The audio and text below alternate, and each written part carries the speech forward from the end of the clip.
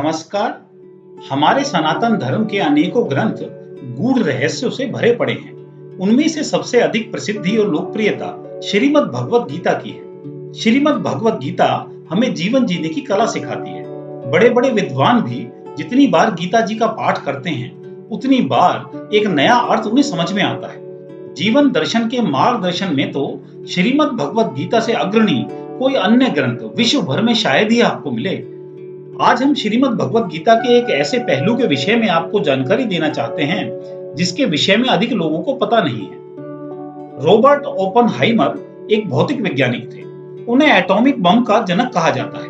Oppenheimer ने Mexico के Trinity केंद्र पर 16 जुलाई 1945 को जब सबसे पहले एटॉमिक बम का विस्फोट देखा, तब उन्होंने कहा कि मुझे हिंदू शास्त्र भगवत गीता की वह बात याद आ रही है जब श्री कृष्ण अपना विराट स्वरूप दिखाते हुए अर्जुन को समझा रहे हैं कि मैं लोगों का नाश करने वाला महाकाल हूं और मैं इस समय अधर्म का नाश करने के लिए प्रवृत्त हुआ हूं। भगवत गीता के 11वें अध्याय के 32वें श्लोक में भगवान श्री कृष्ण कहते हैं कि कालोस्मि लोकक्षयकृत् प्रवद्धो लोकान् समाहर्तुमिह प्रवृत्ता ऋतेऽपि त्वां न भविष्यन्ति सर्वे येव स्थिता प्रत्यनीकेषु योद्धा।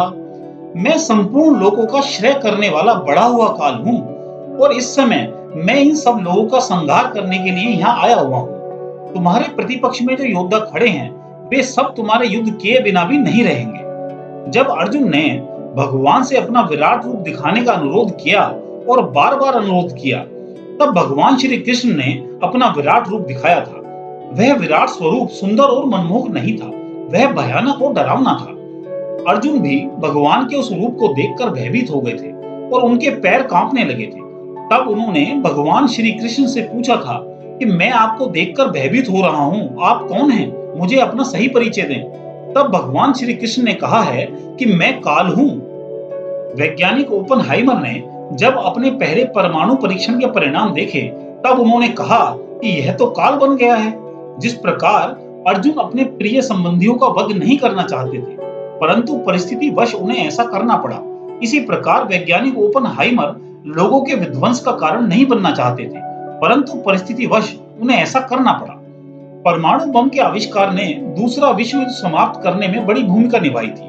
जानकारों का कहना है कि यदि द्वितीय विश्व युद्ध के समय परमाणु बम नहीं होता तो यह युद्ध और भी लंबे समय तक चलता और जितना विनाश परमाणु बम ने किया था उससे कहीं अधिक विनाश हो सकता था।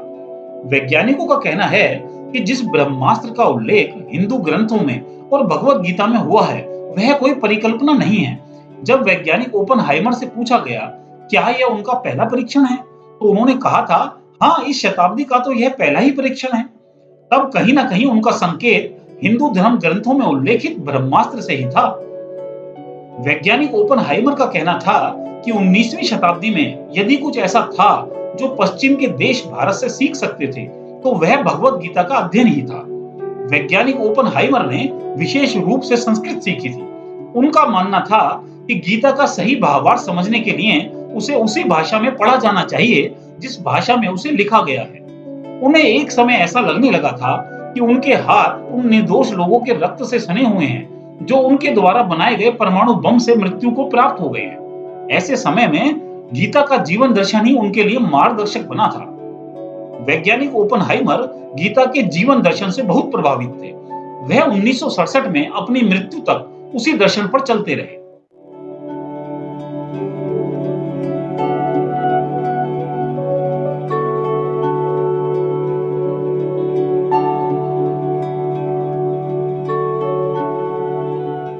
आपको यह वीडियो अच्छी लगी है तो लाइक, कमेंट में शेयर करें। आप हमारे चैनल पर पहली बार आए हैं तो चैनल सब्सक्राइब करके बेल आइकन भी अवश्य दबाएं। धन्यवाद।